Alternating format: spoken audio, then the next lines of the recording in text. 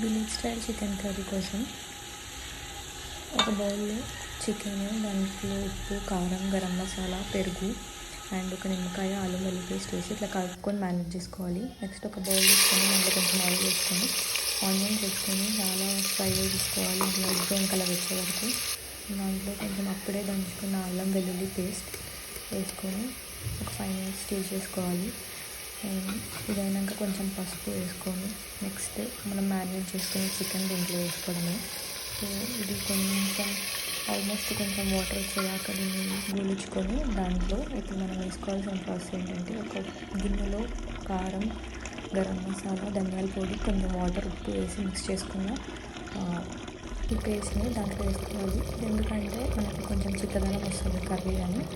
So ఇట్లా చేసుకున్న దాంట్లో కొంచెం కొత్తిమీర వేసుకొని ఆపేసుకోవాలి.